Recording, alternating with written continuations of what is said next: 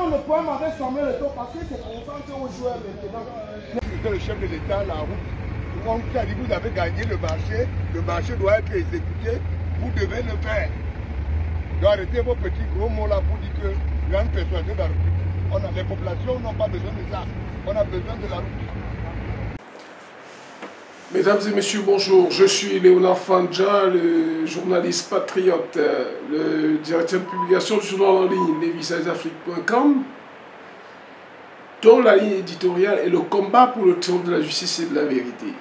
C'est un engagement à vous servir la version décolonisée de l'information, c'est-à-dire l'information juste, vraie, authentique, non biaisée, favorable à l'émergence de l'Afrique en général et du Cameroun en particulier. C'est aussi un engagement à vous ne dire que la vérité, toute la vérité et rien que la vérité. Bienvenue donc sur notre chaîne YouTube Les Visages d'Afrique et sur la page éponyme sur Facebook, c'est-à-dire la page Les Visages d'Afrique sur Facebook. Mais avant, nous voulons, comme toujours, comme de tradition, rendre grâce à Dieu. Yahweh boyom de taben boyom tuetu. Yahweh boyom de taben boyom tuetu. Le Seigneur est ma force, c'est lui qui me défend en toutes circonstances. Merci. Alors, comme je disais, nous allons beaucoup plus parler économie aujourd'hui. Mais avant, on va pas se priver de dire que le ministre des Sports et de l'Éducation physique a tenu une réunion aujourd'hui qui n'est pas achevée, au cours de laquelle il continue encore avec son one-man show. Ce ministre a peut-être la mémoire courte. Ce ministre, mieux que tout autre Camerounais, après l'humiliation qu'il avait eue en Tanzanie lors de la CAN Junior, où pendant qu'on avait appelé le Cameroun, il s'est présenté, on lui a dit non, c'est pas vous qu'on connaît, on connaît la Fédération camerounaise de football. Ne serait-ce que pour ça, ce ministre, mieux que tout autre Camerounais, devait comprendre que l'organisation de cette rencontre reste dans les prérogatives de la Fédération camerounaise de football. Mais, comme mu par l'instinct qui les anime, c'est un saint qui les pousse à refuser de négocier pour faire arrêter la guerre au Nozo. C'est un saint qui les pousse à refuser de donner les moyens aux responsables régionaux pour une véritable décentralisation. Les pousse à dire qu'ils s'en foutent du Cameroun, de la Fédération camerounaise de football, qui est d'ailleurs un démembrement de l'État, avec à sa tête un président élu et non nommé. Comment un professeur à la Crégé doit pour ignorer tout ça? Vraiment, c'est lamentable. Lamentable. Écœurant en même temps. Bon, alors, comme nous avons parlé de l'économie, je dis qu'on va beaucoup plus parler économie aujourd'hui. On fera quand même allusion à la tournée de Serge Lakfor en Afrique pour son sixième voyage en 2 ans. Nous allons d'abord parler de cette relation entre le Niger et le Fonds monétaire international. Selon les oiseaux de mauvais augure, l'avenir des pays de l'AES est sombre. Bien plus pour s'être engagés à créer leur propre monnaie. Alors je voudrais dire que, même pour le néophyte en économie, il ne faut pas être un érudit en économie pour savoir que pour qu'une monnaie nationale se porte bien, il faut que le pays soit doté d'énormes richesses très très prisées sur le marché international. Et dans le cas d'espèce, nous voyons que le Burkina comme le Mali, pour ne citer que ces deux-là, ont déjà pris le contrôle de la production, la quasi-totalité de la production de leur or, ce qui est déjà un atout certain. Alors quand les gens veulent faire croire que en créant leur propre monnaie, ils courraient des risques, je voudrais dire que dès lors que vous avez ces richesses tellement sollicitées, il suffit seulement de gérer tout cela avec rigueur. Parce qu'il y a des richesses minières, des richesses en termes de services, il y a des richesses agro-pastorales qui parfois l'élevage des bœufs. Il y a des pays qui exportent les bœufs et qui rapportent beaucoup de devises à ces pays. Donc, dire qu'en créant sa propre monnaie, c'est que courir un risque, c'est refuser d'encourager les gens à aller vers leur véritable souveraineté. La monnaie est un instrument de souveraineté. Et nous exhortons les pays du Sahel et même d'autres à se joindre à eux pour élargir le champ. Parce que dès lors que la CEDEAO les bloque, à mon avis, j'aurais proposé, malheureusement, en l'état actuel des choses, le président du Nigeria n'est pas favorable à l'AES.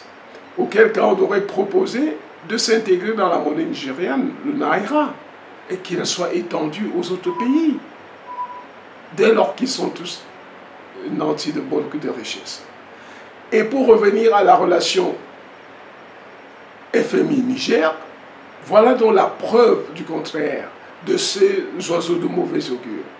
Le FMI vient de signer un accord économique, un accord avec l'État du Niger pour un prêt de 71 millions de dollars. Pourquoi donc, me direz-vous? Pourquoi donc le FMI se le permet? Le FMI se le permet parce qu'il constate que le taux de progrès du Niger va être quadruplé. En un an, en 2023, le taux de croissance était de 2,4. En 2024, ce taux sera de 10,6%. D'où la disponibilité du FMI à signer cet accord de programme pour un nouveau programme avec le Niger.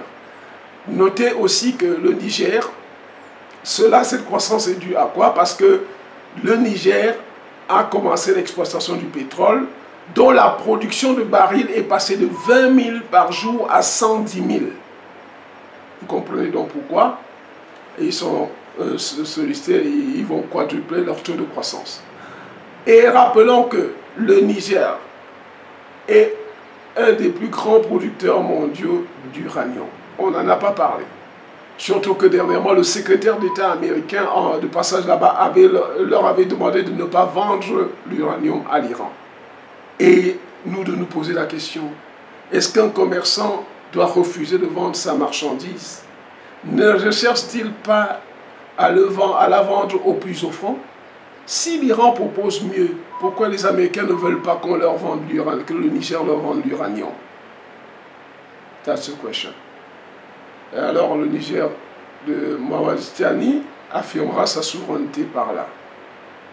Donc voilà un peu sur le plan économique, voilà comment va l'économie dans le monde et en Afrique. Le Niger va quadrupler son taux de croissance qui passera de 2,4 à 10,6 en un an. La production de pétrole passant de 20 000 à 110 000 barils par jour. D'où la signature de contrat pour de nouveau programme de 71 000 dollars. Toujours en économie, on va parler cette fois-ci un peu du Forum international économique de Saint-Pétersbourg qui se tient déjà du 5 au 8 juin courant. Alors c'est un forum économique qui se tient même déjà, ouvert par M. Poutine, le président russe, mais un forum auquel certains pays, au cours de laquelle 45 chefs d'État et autres personnalités sont attendus. C'est un forum au cours duquel on attend 17 000 personnes, dont 136 délégations de ces différents pays. Et sur le plan africain, l'Algérie, le Burkina Faso, pour ne citer que cela, de l'Algérie qui est déjà un pays du BRICS, est là. Mais les pays, l'invité phare ou star, ce sera l'Oman. Mais rappelons que pour ce forum, il y a plusieurs pays comme l'Azerbaïdjan, le Bélarus, la Hongrie, la Chine, le Vietnam, le Venezuela, qui prendront part à ce forum. D'où un peu ce signe de jalousie qui a poussé les Américains à débarquer Madame Scott Ritter, qui a été un ancien officier de renseignement américain qui était en partance pour Moscou, pour Saint-Pétersbourg, pour prendre part à ce forum économique international. L'Amérique, qui est devenue un État policier au regard de tout ce qu'ils font, de l'acharnement qu'ils donnent à Donald Trump, vient une fois de plus étaler sa frilosité face à la Russie. Quand on demande à un ancien officier de renseignement de ne pas aller à ce forum très couru d'ailleurs. Et pour la petite histoire, comme je disais, l'objectif de ce forum, c'est quoi? Promouvoir la coopération internationale, stimuler le progrès scientifique, et puis stimuler le progrès scientifique, et puis le troisième objectif, c'est le troisième objectif de ce forum, c'est relever efficacement les défis de notre époque. Relever efficacement les défis de notre époque. Alors, voilà donc un forum au cours duquel le président russe Vladimir Poutine recevra en audience le président zimbabwéen Emerson Mnangagwa. Et le premier ministre centrafricain aussi sera reçu par M. Poutine, Jean-Claude Moula. C'est Jean-Claude Moula, je crois. Ils seront reçus par le président Poutine. Et c'est demain d'ailleurs que le président Poutine tiendra une très grande, prendra la parole de manière... Il a ouvert et il va prononcer un grand discours demain au cours de ce forum économique. Mais avant, comme je disais, tout cela démontre que sur le plan militaire, il y a le responsable de l'OTAN qui a avoué que la Russie a refabriqué,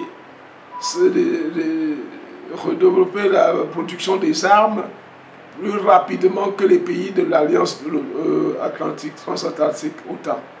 Alors, ce qui veut dire que sur ce plan, la Russie a de l'avance sur les autres. D'où donc peut-être la raison pour laquelle le représentant de la Russie à l'ONU a dit il y a quelques jours que son pays s'est engagé à contribuer de manière efficace à la sécurité et à la stabilité des pays africains. Et c'est le même discours que le ministre des Affaires étrangères de Russie, Sergei Lavrov, a dit au cours de son 6e voyage en 2 ans sur le continent africain. Le voyage qu'il a conduit en Guinée, au Congo-Brazza, au Burkina Faso et au Tchad, où il a terminé la visite hier soir. Et durant ce périple, il a rassuré ces autres en disant que la Russie est totalement disposée à les assister, à les aider à s'affranchir des tutelles occidentales, mais que la Russie n'est pas là, apprécie l'équilibre dans les relations du Congo avec les autres pays. Parce que, dit-il, la Russie n'est pas de ceux qui voient d'un mauvais œil que les pays africains entretiennent à la fois les relations avec elle et d'autres. Contrairement à la France, comme il a dit, qui pour elle, si vous traitez avec la Russie, vous êtes contre elle. La Russie dit que quant à elle, tel n'est pas le cas. Et la Russie encourage les pays africains à renforcer les relations avec elle, mais sans leur interdire d'avoir des relations avec d'autres pays. Ce qui est une très bonne chose. Je crois que c'est le genre de relation de respect mutuel. Ça, c'est le signe du respect mutuel, gagnant-gagnant, que l'Afrique appelle de tous ses voeux. Que Dieu bénisse l'Afrique, que Dieu bénisse le Cameroun. Je vous remercie.